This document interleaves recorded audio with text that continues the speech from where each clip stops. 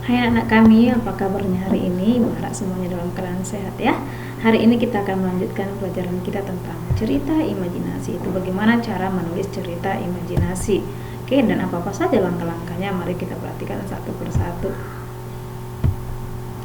Langkah-langkah menulis cerita imajinasi nanti, yang pertama mulailah dari pengalaman. Misalnya, jika kalian merasa bingung untuk menentukan ide dalam menulis teks cerita fantasi, kalian bisa memulainya dari pengalaman pribadi kalian masing-masing.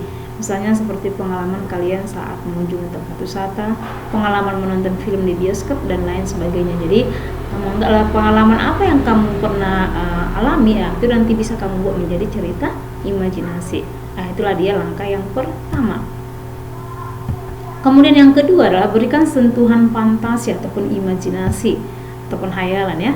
Setelah itu kalian perlu memberikan hal yang tidak masuk akal pada cerita kalian. Misalnya saja, kalian bisa membuat seakan-akan kalian memiliki kekuatan super.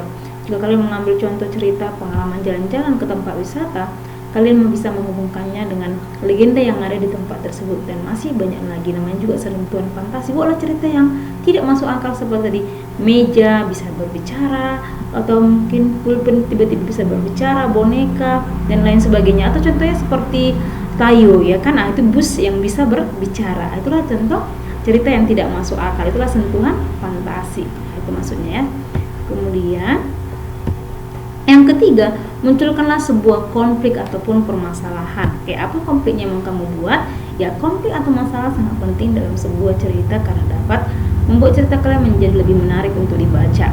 Konflik bisa dibuat dari mulai munculnya masalah sampai masalah memuncak.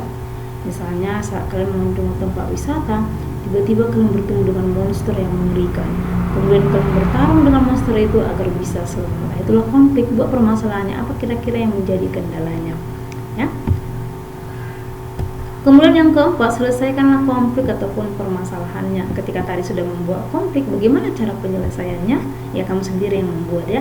Setelah masalah dalam cerita kalian muncul dan sudah memuncak, masalah tersebut harus diselesaikan sehingga bisa menjadi solusi cerita dan penanda bahwa cerita yang kalian buat sudah selesai. Misalnya saat kalian bertarung melawan monster, kalian menggunakan kekuatan super yang kalian miliki sampai akhirnya monster tersebut bisa kalah dan kalian selamat. Itulah konfliknya, penyelesaian permasalahan. Jadi kamu anggap kamu terserah tokohnya siapa, apakah kamu sendiri, apakah orang lain. Jadi kamu munculkan nanti tokoh-tokohnya. Itu untuk menyelesaikan konflik ataupun permasalahan. Kemudian yang kelima, buatlah beberapa percakapan dari untuk cerita imajinasimu ya. Pada teks cerita fantasi ataupun imajinasi biasanya terdapat beberapa percakapan antar tokoh. Percakapan yang dibuat harus diberi tanda petik dan menggunakan bahasa yang tidak baku atau formal. Jadi percakapannya buatlah menggunakan kalimat langsung ya. Kemarin kita juga sudah pernah mempelajari kalimat langsung. Jadi ciri-cirinya buat tanda petiknya. Kemudian percakapan di sini ceritanya buatlah cerita yang tidak masuk akal. Namanya juga cerita fantasi. Jadi terserah kamu sendiri yang membuat ceritanya, mau cerita bagaimana. Jadi harus membuat cerita berdasarkan boleh pengalaman sendiri, bisa juga berdasarkan pengalaman orang lain.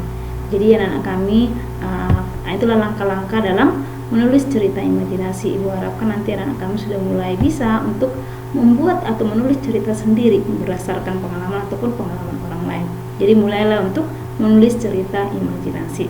Oke, anak kami, sampai di sini pertemuan kita hari ini. Ibu harap semuanya keadaan sehat tadi ya, dan bisa dapat mengerjakan nanti tugas-tugasnya dengan baik. Terima kasih.